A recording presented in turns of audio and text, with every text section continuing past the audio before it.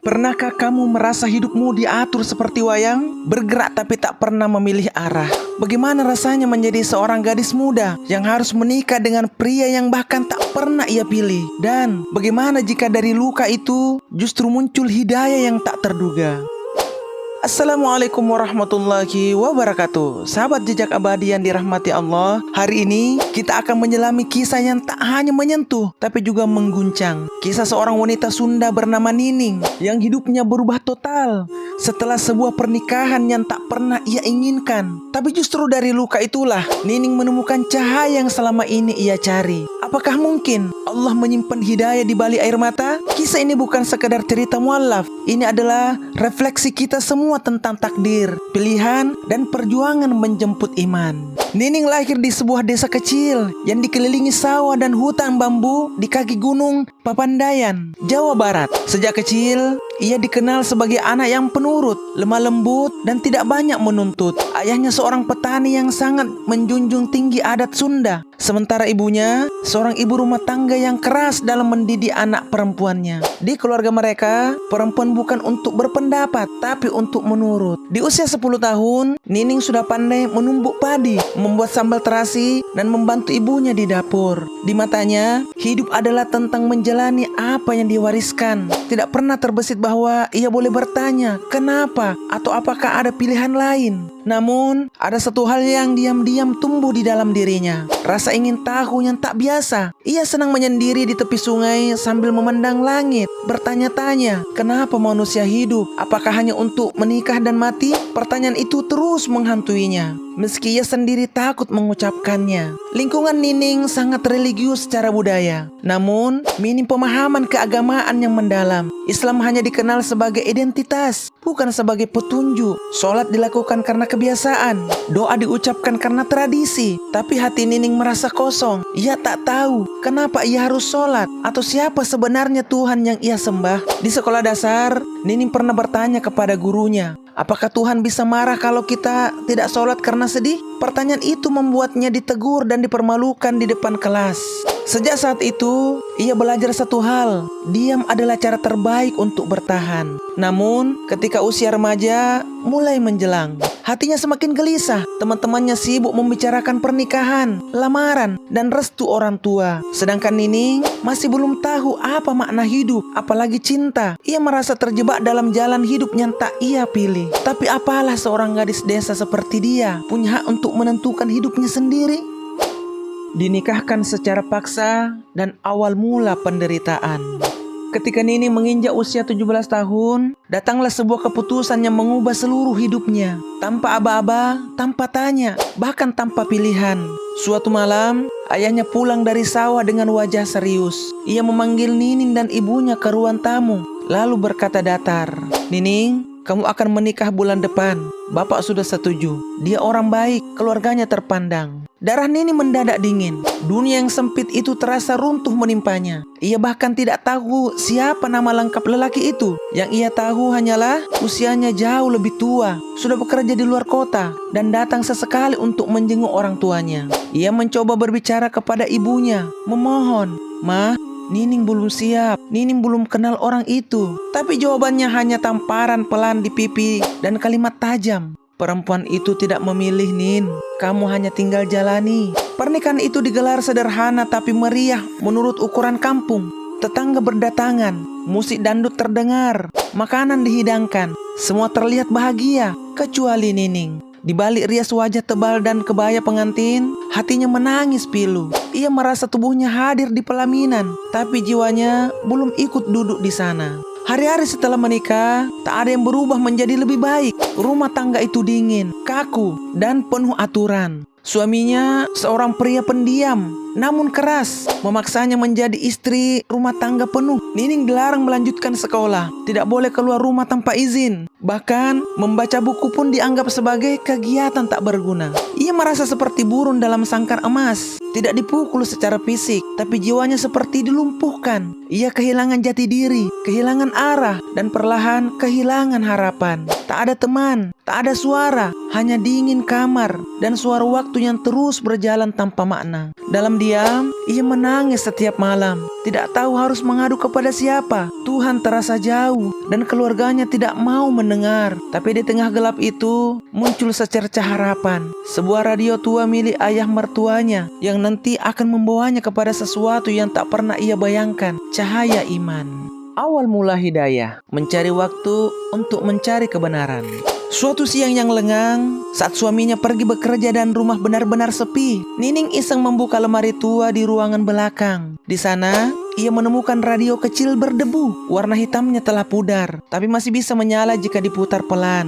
Ia memutarnya sembarangan frekuensi, berharap mendengar musik untuk sekedar menghibur hati yang lelah. Namun yang ia temukan justru suara yang asing, tapi menenangkan. Seorang ustadz sedang membacakan ayat Al-Quran, disusul penjelasan dalam bahasa Indonesia yang sederhana. Ayat itu berbunyi, dan barang siapa yang bertakwa kepada Allah, niscaya dia akan mengadakan baginya jalan keluar. Quran, surah At-Talaq ayat 2. Nining terdiam, kata-kata itu terasa seperti ditunjukkan langsung kepadanya. Jalan keluar, pikirnya, apakah mungkin Allah tahu apa yang sedang ia alami? Hari itu menjadi awal dari sebuah rahasia. Setiap suaminya pergi, Nining menyalakan radio itu diam-diam. Ia mendengarkan ceramah-ceramah yang mengajarkan Islam dengan penuh kasih, bukan paksaan. Ia mulai mencatat nama-nama surah, menyalin arti ayat-ayat, bahkan mencoba meniru bacaan sholat yang ia dengar dari siaran radio. Di tengah keterbatasan, ia belajar dalam gelap, diam-diam, tanpa guru, tanpa teman. Tapi justru karena itulah hidayah terasa begitu tulus. Tidak ada yang menyuruh, tidak ada yang memaksa. Ia mencari karena hatinya haus, bukan karena adat atau tradisi. Rasa damai mulai muncul di dada. Nining mulai percaya bahwa Tuhan tidak sekeras yang dulu ia bayangkan. Bahwa Allah bukanlah sosok yang hanya memberi hukuman, tapi juga membuka pintu bagi siapapun yang ingin kembali. Namun ketenangan itu tak bertahan lama. Suatu malam, saat Nining lupa mematikan radionya, suaminya pulang lebih awal. Ia mendengar suara ceramah yang menyebut nama Allah dan Rasul. Amarahnya meledak. Ia menuduh Nining telah berubah, telah menyimpang, dan tidak lagi menjadi istri yang baik. Esok harinya, mertuanya datang dan memaki Nining di depan rumah. Ia disebut pembangkang, dituduh mempermalukan keluarga, dan tanpa ampun ia diusir. Namun, justru dari pengusiran itulah kisah Nining sebagai pencari kebenaran dimulai. Diusir, tapi justru menemukan cahaya Islam. Dini hari itu, Nining berdiri di pinggir jalan kampung, membawa hanya satu tas kain berisi pakaian, buku catatan kecil, dan radio tuanya. Tak ada pelukan perpisahan, tak ada maaf, tak ada air mata dari siapapun, kecuali dari dirinya sendiri. Ia tidak tahu harus kemana, tapi satu hal yang ia yakini, ia tidak bisa kembali. Ia sudah dianggap rusak oleh keluarganya karena ingin mengenal Islam lebih dalam. Ya, agama yang bahkan secara identitas mereka peluk, tapi tidak mereka pahami. Kakinya melangkah tanpa arah hingga ia sampai di sebuah terminal kecil. Di sanalah Allah mempertemukannya dengan seseorang yang tak pernah ia sangka akan menjadi bagian penting dalam perjalanannya. Seorang ibu tua mengenakan kerudung sederhana, menatapnya penuh iba. Ibu itu mengenalkan dirinya sebagai Ibu Rohana, seorang janda dan juga mu'alaf dari masa lalu. Saat Nining bercerita sepotong demi sepotong, Bu Rohana hanya memeluknya. Ia berbisik, "Kamu tidak sendiri, nak. Hidayah itu memang tidak selalu datang di waktu yang tenang." Ibu Rohana mengajak Nining tinggal di rumah kontrakan kecilnya di pinggiran kota. Di sana, Nining belajar banyak. Ia tidak hanya diajarkan wudhu, sholat, dan cara membaca Quran, tapi juga belajar mengenal Allah secara pribadi. Bahwa Islam bukan hanya soal aturan, tapi cinta dan ketundukan yang lahir dari kesadaran. Hari-hari yang dulu penuh tekanan, kini perlahan berubah menjadi hari-hari penuh makna. Nining belajar membaca huruf hijaiyah dengan suara terbata-bata, menangis saat pertama kali menyebut Ar-Rahman, Ar-Rahim, dan merasa seluruh luka masa lalunya sedang disembuhkan oleh kasih sayang ilahi. Puncaknya yang terjadi pada malam 17 Ramadan, di bawah temaran lampu minyak dengan air mata berlinang. Nining mengucapkan 2 kalimat syahadat, perlahan, lembut, tapi sangat pasti. Asyhadu an la ilaha illallah wa asyhadu anna Muhammadar Rasulullah. Hari itu, ia lahir kembali, bukan sebagai perempuan yang tunduk pada adat yang membelenggu, tapi sebagai muslimah yang bebas memilih keyakinannya. Dan di saat itulah, semua pertanyaan yang dulu membuatnya bingung akhirnya menemukan jawaban. Hidup baru yang tak mudah, tapi penuh cahaya. Setelah resmi memeluk Islam, Nining tidak semata-mata menjalani hidup yang mudah. Justru sebaliknya, tantangan datang silih berganti, seperti gelombang yang tak terhenti menghantam pantai. Hidupnya tidak tiba-tiba dipenuhi pujian atau tangan yang merangkul, melainkan penuh cibiran, pandangan sinis, dan keterasingan dari dunia yang dulu ia kenal. Keluarganya memutuskan hubungan. Mereka menyebutnya durhaka, membawa aib, bahkan tidak tahu malu karena memilih jalan yang aneh. Teman-teman masa kecilnya menjauh perlahan, menganggapnya telah berubah menjadi orang asing. Dalam sekejap, Nining seperti kehilangan tempat berpijak di bumi yang sama.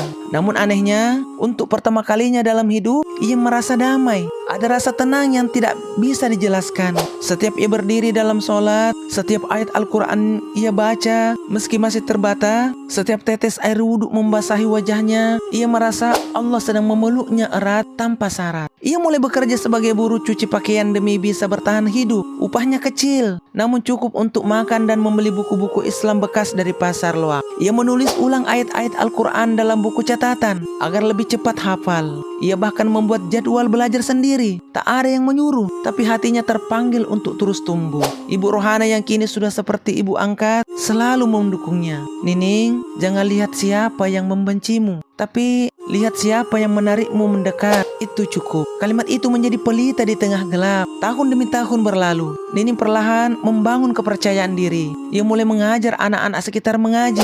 Dengan sabar dan lembut, ia mengajari huruf-huruf hijaiyah. Seperti dulu ia belajar dengan penuh perjuangan. Murid-muridnya memanggilnya Bu Nining. Dan dari situlah kisah barunya dimulai. Kini, meski ditinggal di rumah kontrakan kecil, Nining merasa jauh lebih kaya dari sebelumnya. Kaya dalam makna, kaya dalam cinta yang tulus dari Allah. Dan yang paling penting, kaya dalam keyakinan bahwa luka masa lalu bukan untuk disesali, melainkan jembatan untuk sampai ke cahaya. Karena dari rumah tangga yang ia tidak inginkan, dari air mata dan pengusiran, Allah mengajaknya pulang. Pulang ke iman, pulang ke Islam. Sahabat jejak abadi yang dirahmati Allah, perjalanan Nining bukan hanya kisah tentang seorang gadis desa yang tertindas lalu bangkit. Ini adalah kisah tentang pencarian jati diri, tentang iman yang lahir dari luka, dan tentang keberanian menolak hidup yang ditentukan orang lain demi menemukan kebenaran. Dari seorang gadis yang tidak tahu arah menjadi muslimah yang teguh dalam iman. Dari air mata yang dulu disembunyikan di balik dinding kamar, kini berubah menjadi senyum saat mendengar lantunan Al-Quran dari mulut murid-murid kecilnya. Nining tak pernah membayangkan bahwa dari pernikahan yang tak ia pilih, justru Allah memperjalankannya menuju cahaya. Ia tak pernah tahu bahwa dari pengusiran keluarganya, justru Allah mengirim orang-orang baik untuk membimbingnya. Dan ia pun tak menyangka bahwa luka terdalam dalam hidupnya justru menjadi pintu pembuka untuk mengenal Islam. Apakah Tuhan melihat saya? Kini telah berubah menjadi keyakinan. Allah selalu melihat, bahkan saat dunia berpaling. Tapi disinilah kita diajak merenung.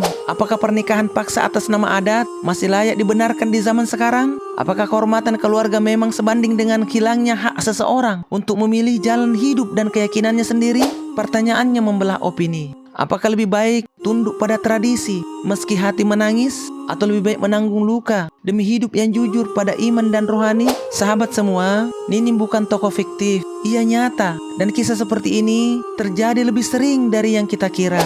Maka jika kisah ini menyentuh hatimu, jangan biarkan berhenti di sini. Bagikan cerita ini agar lebih banyak orang tahu bahwa hidayah bisa datang dari tempat yang paling gelap sekalipun. Jangan lupa untuk tekan like jika kisah ini membuatmu merenung.